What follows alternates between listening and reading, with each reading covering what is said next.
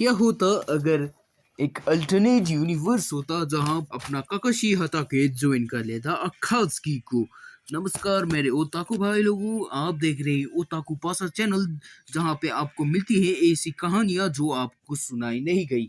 आज के इस एपिसोड में हम देखेंगे कि क्या होगा अगर काकाशी ज्वाइन कर लेता अखात्सुकी को, और ये व्हाट इफ काकाशी ज्वाइंस अखात्सुकी का पार्ट 4 रहने वाला है। जिसने भी पार्ट 1 से लेकर 3 तक नहीं देखा, जल्दी से जाके देख लो, मैंने प्लेलिस्ट बना दिया है। और शुरू करते हैं आज की वीडियो को। तो पिछले एपिसोड में हमने देखा था कि कैसे इताची ने रिवील कर दिया था अपना मिशन, जो कि था डांजो को मारने का। इताची और काकाशी प्लान बनाते हैं कि वो रूट ऑनबूज को करके मारेंगे और उसके बाद ट्रांसफॉर्मेशन जुत्सु परफॉर्म करेंगे और उसके बाद डांजो के बॉडीगार्ड्स का रूप ले लेंगे, ताकि डांजो को भनक ना हो कि ये दोनों उसके पीछे खड़े हैं। और जिसके बाद हम देखते हैं कि ये दोनों मिलकर सारे रूट ऑनबूज से डील करते हैं और सारे के सारे रूट ऑनबूज को खत्म कर देते हैं। उसके बाद डांजो के बॉडीगार्ड्स को भी खत्म कर देते हैं और डांजो के बॉडीगार्ड्स को खत्म करने के बाद डांजो को शक लगने लगता है। वो अपने रूट ऑनबूज की जगह पे जाता है जहाँ पे वो अपने रूट ऑनबूज की लाशें देखता है। तब उसे शंका लगता है कि ये बॉडीगार्ड्स और कोई नहीं, कोई ट्रेटर्स है। और उसके बाद ही वो सीधा अटैक कर देता है काकाशी के ऊपर। काकाशी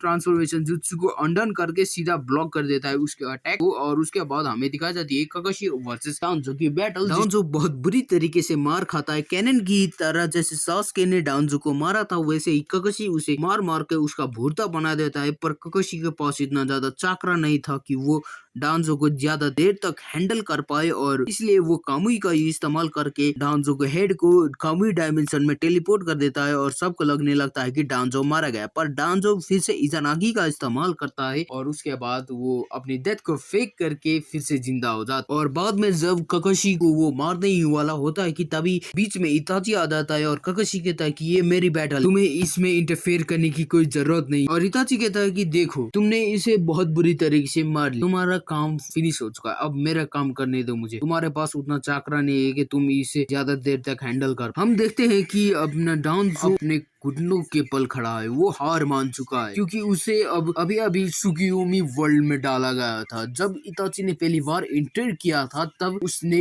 डांजो को सुकियोमी वर्ल्ड में ट्रैप करके 7 दिनों तक टॉर्चर किया था। और 7 दिनों के टॉर्चर के बाद डांजो शिमुरा पूरा एग्जॉस्टेड हो चुका था, वो हार मान चुका था। और इसी का फायदा उठाते हुए इताची उसके आई सॉकेट से शिशु आंख निकाल लेता है और उसी के बाद अमातेरासु यूज करके वो डांजो शिमुरा को वही मार डालता है। और इसी के बाद हम देखते हैं ओबिटो उचिहा को, जो कि अपने नागाटो के आगे खड़ा। वो कहता है कि प्लान में अब चेंजेस हो गए हैं, अब मुझे तुम्हारी जरूरत नहीं है। इसके बाद ही वो नागाटो पे अटैक कर देता है, जिसके बाद ही कोनान उसे प्रोटेक्ट करने के लिए आगे आती है, पर कोनान भी मारी जाती है। बाद वो नागाटो को मार के रेनेगान अपने अंदर इम्प्लांट करवा लेता है। और हम दूसरी तरफ देखते हैं अपने इताची और काकाशी को, जो कि एक केव की तरह जा रहे होते हैं। असल में इन दोनों ने उस केव में नारुतो उजुमाकी को छिपा के रखा था। ये सास्के उनके पीछे ही है। वो उन दोनों को फॉलो कर रहा है और वो देखता है कि ये दोनों किसी केव में जा रहे हैं। उसके बाद ही चला जाता है अपना सास्के। उसके बाद एक बैटल शुरू होती है इताची और सास्के की, जिसमें कैनन की ही तरह सास्के उचिहा जीत जाता है और इताची मारा जाता है। और इताची मरने से पहले अपने सास्के के ऊपर कोतो अमात्सुकामी यूज कर देता है और सारी की सारी अपनी सीक्रेट बता देता है, क्यों उसने उचिहा क्लैन को मर्डर किया और कैसे उसने अकात्सुकी को एक स्पाई के रूप में ज्वाइन किया। उसी के बाद हम देखते हैं कि काकाशी उसके पीछे खड़ा है और वो कहता है कि चलो जाने का वक्त आ चुका है। हमारे पीछे ही है। और इसी के बाद ही हम देखते हैं कि काकाशी इताची का आई सॉकेट से इताची की मांगेक्यू शारिंगान दोनों ही निकाल लेता है। उसके बाद सास्के कहता है कि तुम ये सब क्या कर रहे हो, और काकाशी कहता है कि ये सब तुम्हारे लिए है। अगर तुमने अपने भाई की मांगेक्यू शारिंगान को अपने मांगेक्यू शारिंगान से कंबाइन कर दिया तो इटर्नल मांगेक्यू शारिंगान अवेकन कर लोगे और उसके बाद तुम कभी भी अंधे नहीं होगे। और उसके बाद वो कारिन को बुलाता है और कहता है कि जल्दी से इस आई को इसके अंदर ट्रांसप्लांट कर दो, हमारे पास उतना ज्यादा टाइम नहीं है। उसके बाद ही हम देखते हैं कि सास्के के अंदर इटर्नल मांगेक्यू शारिंगान अवेकन हो चुका है और काकाशी कहता है कि चलो अब जाने का टाइम आ चुका है। और वो जैसे ही भागने लगते हैं तभी उनके सामने आ जाता है ओबिटो